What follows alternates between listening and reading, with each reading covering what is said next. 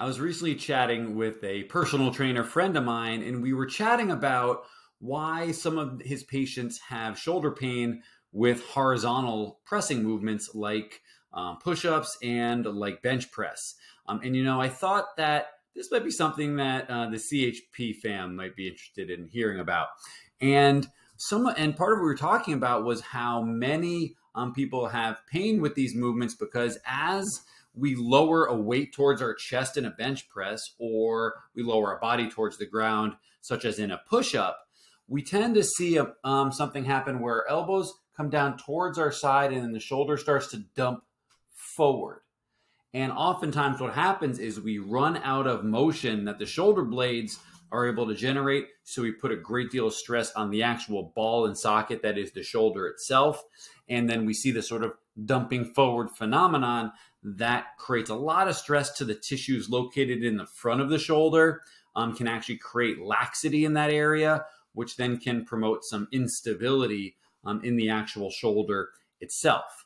So the way we try to coach these movements is that we try to promote more movement from the shoulder blades, because when the shoulder blades are able to contribute to the motion of a push-up, in this example here, we're actually going to take some stress off of the actual shoulder joint itself. So this first example, as the video says, is an example of a quote-unquote bad push-up.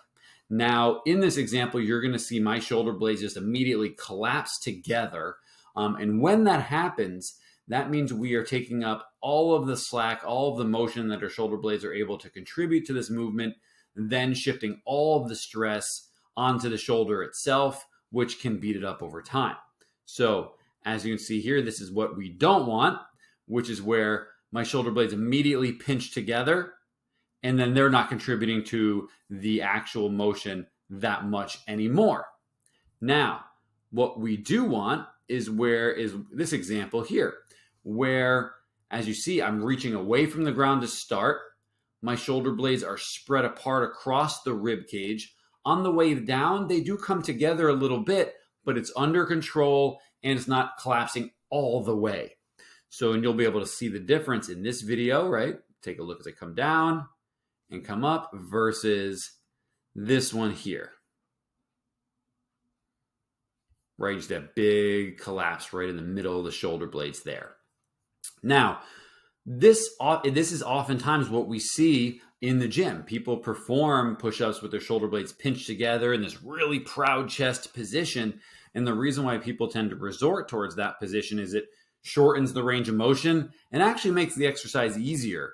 However, if our goals are to build muscle or strength, things of that nature, it's not going to contribute too much to that. In fact, if we shorten the motion, we're making it easier and probably taking away from some of the gains we're looking for.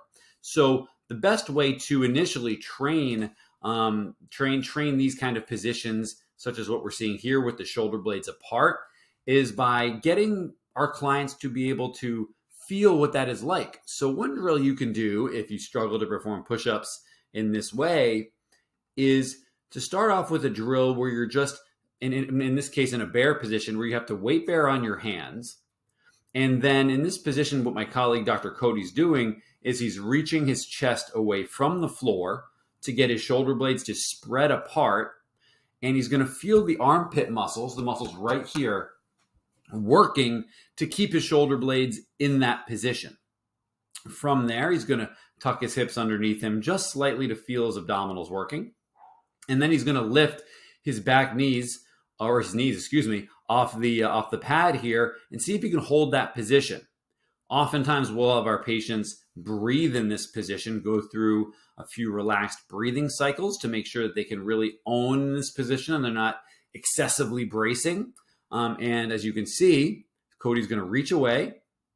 He's going to tuck his hips and then he's going to lift his knees and just hold that position right there. And then in this position, you can go through 5 breathing cycles where you breathe in through the nose, followed by a full exhale, followed by a pause. After 5, you're all set. And what that's going to do, it's going to make the body more familiar with what this position should feel like. It's going to build strength throughout the shoulder in a position where we're not pinching everything together in the back here, where we're actually able to reach. And that can really have some great carryover to having a more effective push-up, and really can help promote great shoulder health in the long run.